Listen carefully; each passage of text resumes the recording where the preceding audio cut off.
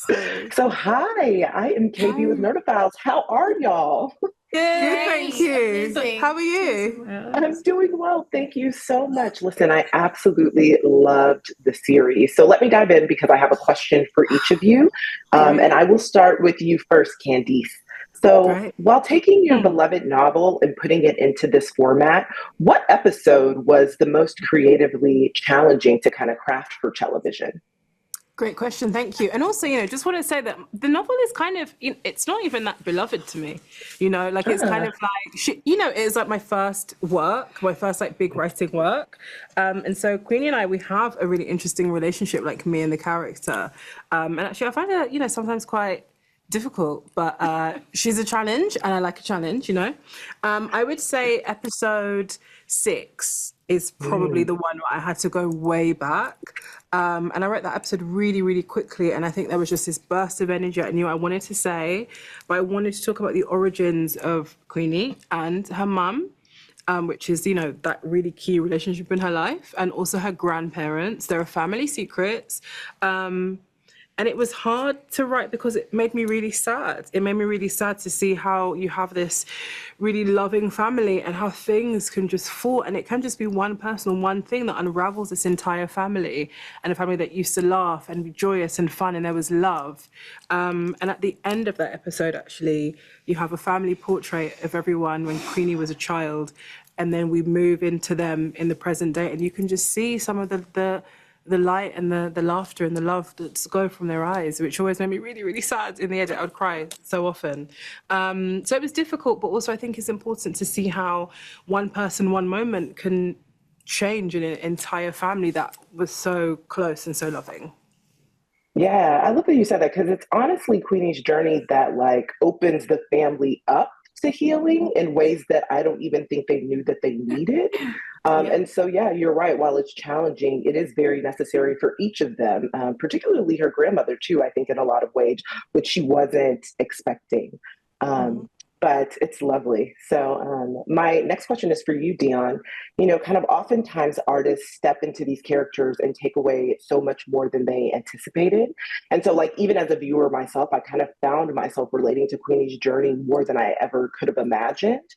So, what has kind of stepping into the soul of Queenie taught you about healing and vulnerability in your own life? Probably that there's a lot of duality between the things that you thought were opposing in your healing journey. Self-accountability goes hand in hand with forgiveness. I'm a little bit older than her, so it was a challenge to step back into the frame of mind where there's a lot of self-blame, and you're just crucifying yourself a lot for things that were out of your control and things that were in your control. And I just think that that was always that. I think that was definitely a realization when I was trying to step into the frame of mind for her character, that there are two ideas can be opposing, and you can know what it is that you want and not know how to get it. And that is also part of the journey. The figuring out of those big questions is part of the journey as well. I love that.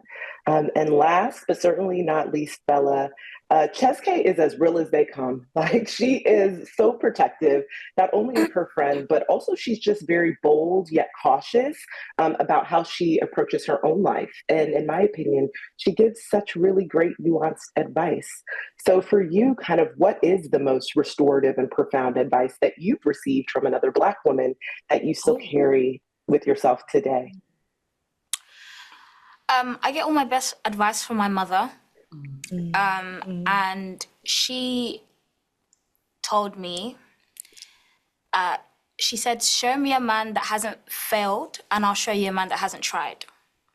And that changed my relationship with failure and allowed me to get up and continue doing things and stumble into success and stumble into great things. I do not have a bad relationship with failure at all. And if you fail enough times, you're not really failing, you're just doing it again better than the last time.